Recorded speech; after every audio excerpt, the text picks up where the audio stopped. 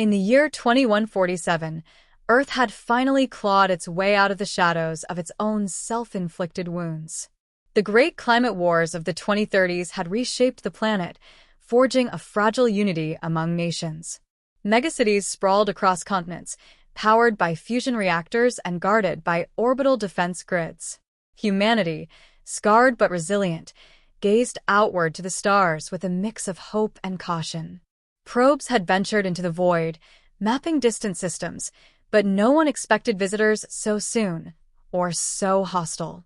It began on a crisp autumn morning in New Geneva, the gleaming hub of the United Earth Alliance. Dr. Elena Vasquez, a brilliant astrophysicist and strategist for the Alliance's Space Command, was in her lab analyzing data from the outer solar system's sentinel arrays. At 42, with sharp features framed by dark hair streaked with premature gray, Elena had dedicated her life to understanding the cosmos.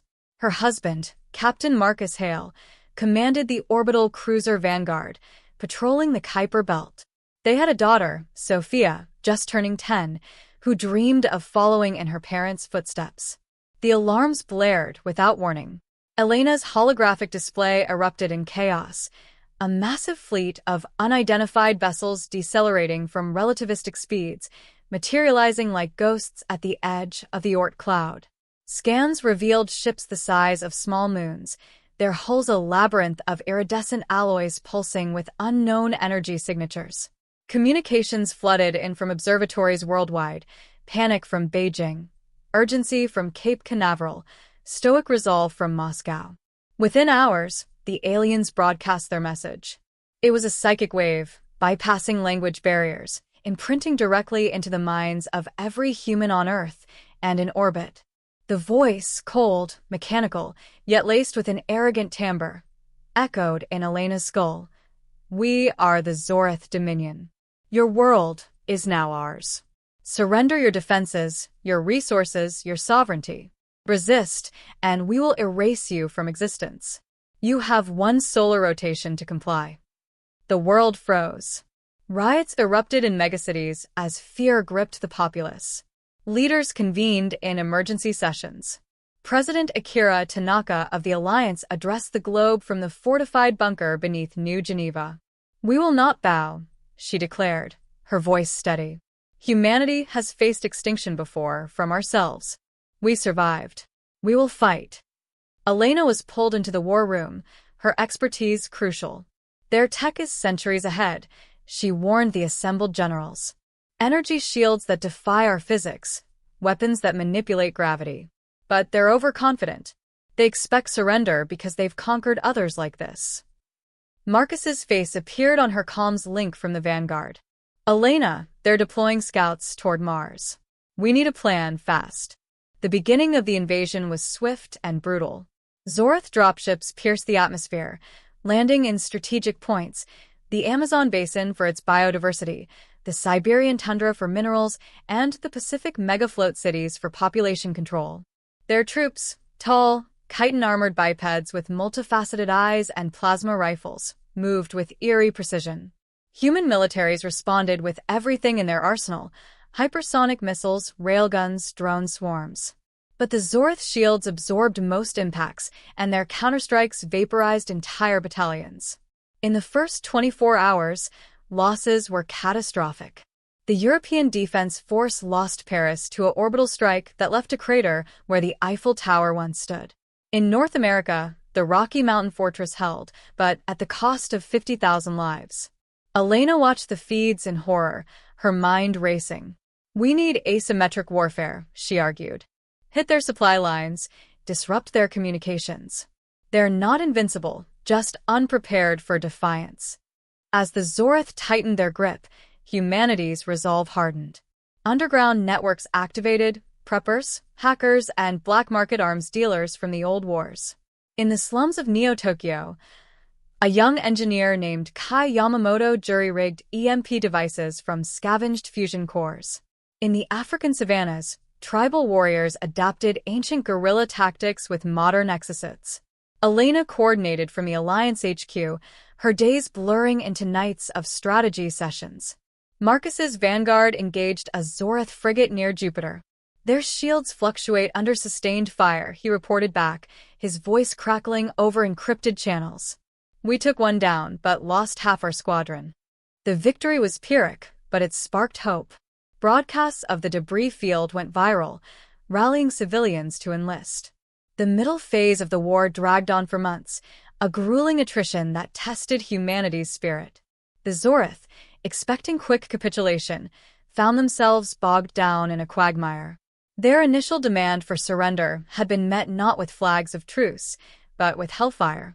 Elena discovered a vulnerability while dissecting a captured Zorith drone in her lab.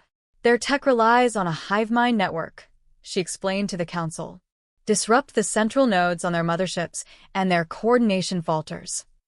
This led to Operation Shadow Strike, elite teams infiltrating Zorith landing zones to plant quantum viruses. One such team included Sergeant Lila Chen, a hardened veteran from the climate wars. At 35, with cybernetic enhancements replacing limbs lost in battle, Lila was a ghost in the machine.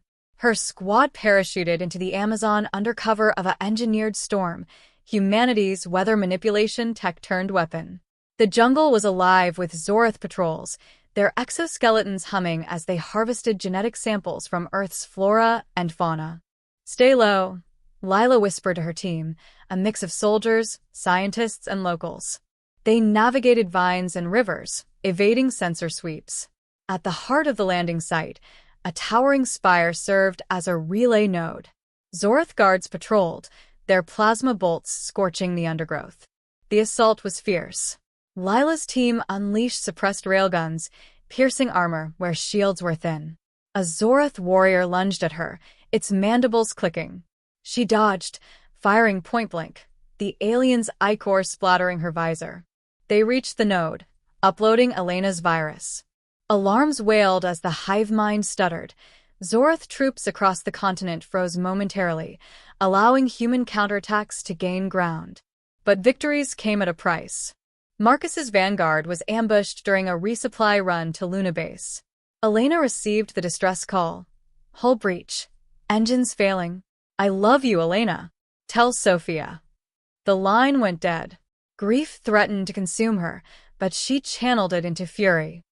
We end this, she vowed. Global resistance swelled. In the Himalayas, monks used ancient meditation techniques amplified by neural implants to jam Zorith psychic broadcasts, causing disorientation among invaders. In the oceans, submarine fleets harpooned Zorith aquatic harvesters with torpedoes laced with nanites that corroded their hulls. Hackers from the dark web, led by an enigmatic figure known as Phantom, breached Zorith databases, leaking schematics that allowed reverse engineering of their weapons. The Zorith responded with escalation. They unleashed bioweapons, engineered plagues targeting human DNA. Cities like Mumbai and Los Angeles quarantined, but millions perished. Elena's team raced to develop countermeasures, synthesizing vaccines from captured samples. Sophia, safe in a bunker, drew pictures of her father as a hero, her innocence a stark contrast to the apocalypse outside. As winter gripped the northern hemisphere, the war reached a turning point. Intelligence revealed the Zorith flagship, the Eternal Conqueror, orbiting Earth, commanded by Overlord Krozix. It's their nerve center, Elena said. Take it out, and the fleet crumbles. Operation Hellfire was born, a daring assault combining every asset humanity had left. Fleets of retrofitted shuttles, armed with hybrid human Zorith tech, launched from hidden bases.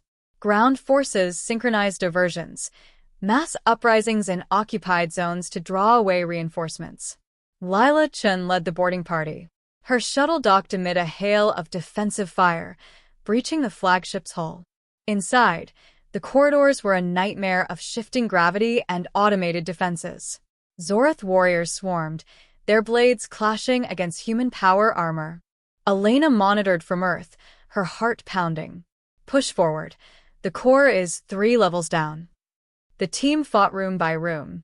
Kai Yamamoto, the engineer from Neo-Tokyo, hacked panels to turn turrets against their makers. A massive Zorith elite blocked their path, its energy whip cracking. Lila charged, her exosuit boosting her strength. She grappled the beast, driving a vibra knife into its throat. For Earth, she growled. Reaching the core, they planted charges. But Krozix confronted them, a towering figure in ornate armor, his voice booming psychically. Foolish primitives. Your defiance ends here. The battle was epic. Krozix's gravity manipulation flung soldiers like ragdolls. Lila dodged, firing plasma rounds scavenged from fallen foes. Kai rigged an overload in the core, amplifying the explosion. Evac now, he shouted. As they retreated, the flagship trembled. Krozix lunged one last time, but Lila's final shot pierced his shield, sending him crumpling. The team escaped in escape pods as the Eternal Conqueror detonated in a supernova blaze, visible from Earth like a new star. The explosion cascaded through the hive mind. Zorth ships across the system malfunctioned, their crews in disarray. Human forces capitalized, mopping up the remnants. Some aliens fled into the void. Others were captured, their tech dissected for humanity's future. In the aftermath, Earth lay in ruins, but unbroken. Billions had died, cities reduced to ash, ecosystems ravaged. Yet, from the rubble, reconstruction began. Elena stood atop the New Geneva ruins, Sophia by her side, watching a sunrise unmarred by alien shadows. We gave them hell, Elena whispered, a tear tracing her cheek. And we'll rebuild stronger. President Tanaka's victory speech echoed worldwide. They wanted surrender. We gave them defiance. Humanity endures. Years later, as probes ventured anew, carrying warnings etched in every language, and some not human, Earth stood vigilant. The stars held wonders, but also threats. And humanity, forged in fire, would never yield again.